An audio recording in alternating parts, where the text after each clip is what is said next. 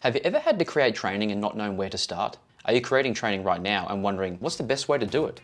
Well, stick around because we'll be covering just that. What's up? How's it going, everybody? This is Joel from JiveLearning, and today we're talking about learning design, what it is and how to adopt the mindset to create better training for our learners. Even if you don't make training material for a living, you'll find yourself needing to train or teach other people throughout your life. And when that happens, starting with this mindset will put you on the right track. So what is learning design anyway? In its simplest form, learning design is an approach to solving problems through learner-focused learning. It acts as a learner-centered philosophy for creating training material with a meaningful experience for learners. By putting the learner at the center of the experience, we achieve the best learning outcomes, which in turn gets the results that you and your client are looking for. Learning design uses problem solving to create personalized content that the learner needs, containing meaningful, authentic learning activities backed by learning theory that are structured in a way that supports their learning. While it shares similarities with other kinds of design, learning design differs in that it typically changes more rapidly over time because our learners' needs are constantly changing and we have to adapt to meet those needs. Okay, great, so what can it do for me? Well, now learning design can work for you no matter who you are. On a personal level, learning design helps you map your pathway toward your goal by identifying your knowledge and skill gaps and targeting what to do next. For teachers in the classroom, learning design aligns the learner's journey to a curriculum that is customized and contextualized for them, giving them what they need to succeed. And for people in the corporate world, learning design helps to bring the learner's journey and the business objective into alignment, which enhances the return on investment for training programs. Now, by working with the client to diagnose their problem and understanding the issue that's causing it, we become more able to create targeted training for the learner that brings an actual impact to the situation. So now that we know this, how do we start using learning design to create better training? Well, stick around because we're covering that right now. Learning design is about putting the learner first. To start, the learning design approach to training requires us to shift our perspective from what we and the client want over to what the learner needs. So think about it. When you're included in your own learning journey, what happens? You feel respected. You know why you're there and you know what the learning will do for you. Instantly, the learning becomes meaningful. You feel motivated to be there and participate, and in the process, you retain more and are more likely to apply it later, getting the result that you're after. So what learner or client doesn't want that? Now, there's a lot more to the learner first philosophy, and we'll cover that in a future video. Click somewhere here when it's ready. Learning design is about smart product design grounded by theory. Smart learning product design consists of two things: theories and frameworks. Now, does this sound familiar? You're asked to build a learning product or training program, you don't know how to do it, and you don't know or fully understand why they want the program in the first place. The likely result is a confused training product with its outcome left to luck. Learning theory explains how learners learn, which takes the guesswork out of creating effective learning content and activities. By understanding the psychological process behind learning, you can create content that gets learners from A to B. Now, there are many learning theories out there, and if you're just starting out, I can highly recommend Bloom's learning theory, which tells us that the highest form of learning is creation. Now, by using this particular theory, we look to build learning content and activities that take learners from remembering information to understanding how each of the learned concepts interact, to applying it to existing situations. And then once our learners are there, we encourage them to critically analyze what they've learned, self-evaluate, and then use these learnings to create something new. When your learners are able to apply, analyze, and create with what you've taught them, then you know you've hit the mark, and your client and your learners will thank you for it. And this equally applies to your personal growth if you're an independent learner. Always learn to create. Okay, great, so I've got this learning theory, now how do I put it into practice? I thought you'd never ask. Learning design is about creating meaningful products through framework-guided design. Frameworks provide a structure for our practical use of learning theories in our learning content. When we design anything, we need a plan, and whether we're creating learning experiences for others or crafting our own individual pathways for personal growth, using a learning framework will provide us with a structure to plot that learning journey.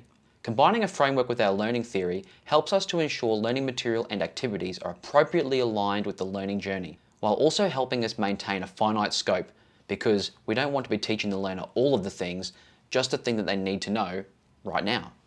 One of my favorite frameworks for learning design is understanding by design, and this is where we imagine the end result and then come back in time and work backwards to essentially uncover the steps needed for getting the learner to that destination. Now, if you're locked up and don't know where to start, a learning design framework will give you the structure to put your learning into to produce a great learning experience that will help learners learn and achieve the learning outcomes we're all after. Just remember that a framework provides structure and it's just a guide. It's the theory that provides us with the underlying approach to content. Learning design is about accessibility and the learner experience.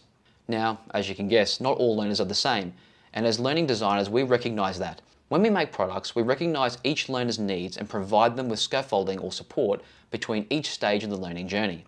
One way we can do this is creating adaptable learning experiences with different paths that cater for beginners and experts alike, engaging them as a result. We can also use learning analytics to track our learners' progress and provide interventions as needed. As adults, we'd like to be treated like adults, and what do adults want? Well, we want choice and we want freedom. And by creating learning that can be accessed at any time at the learner's own pace, in the order they choose, we're providing them with that choice and freedom. We respect the learner's time and let them know how long it will take so they can fit it into their life, and we give them the ability to continue on later. When we do this, we get an increase in learner engagement, making them more likely to take on and apply knowledge afterwards. By building for accessibility, we build for everyone. We can do this by engaging as many of the senses as possible through visual, auditory, tactile, and mobility pathways. Features like narration, closed captions, color contrast, and alternative text and interactivity should be at the top of our priority lists. The more senses you hit, the more likely you are to convey the information that your learners need. And good learning design leaves no learner behind. Learning design is about using the strengths of the medium. Learning content should be created in the medium that suits it best. It's not about having a preference for online or face-to-face learning. Instead, we need to look at the content and ask ourselves, how many learners are there? How much content does the learner need? How complex is the content that we're working with? Where are the learners located? What is the most convenient way for the learner to get this content? Does the content need to be revisited regularly by the learner, or are they only using it once a year? Will the content change, or is it relatively static? Are the activities compatible with online engagement? Is this particular content conversational? How likely is it that learners will need to ask questions afterwards? Will the learners need to discuss anything to gain a better understanding? We can then make a decision based on learner needs and our available resources.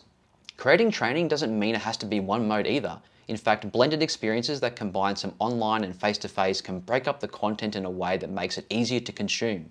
For example, you could have a short video lecture to introduce the learner to some key concepts, and then you could give them an online activity to unpack those concepts, and then you could run a live workshop to work through the questions that the learners might have and to collectively work through a complex problem. In fact, when you allow content to be accessed in stages, it keeps it in the learner's mind and increases the chances of it hitting long-term memory.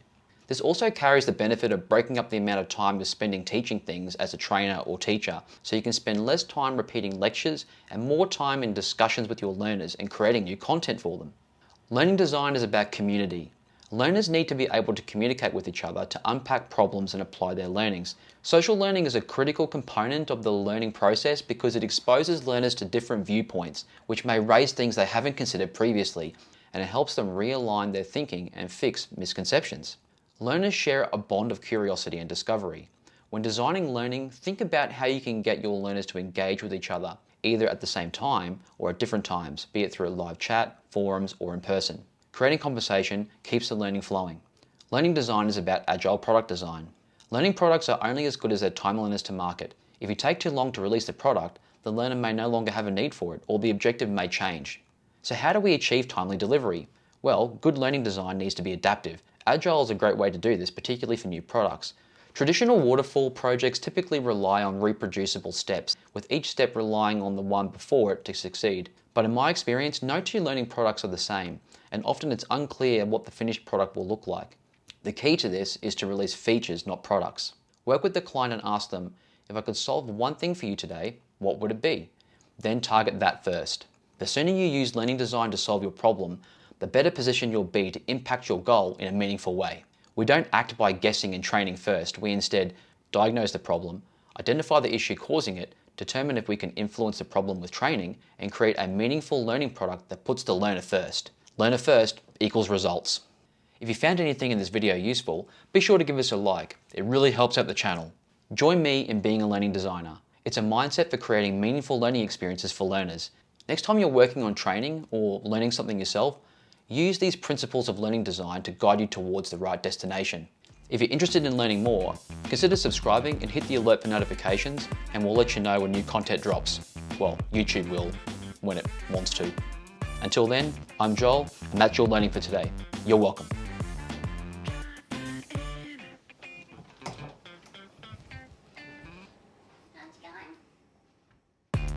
stick around for the after party.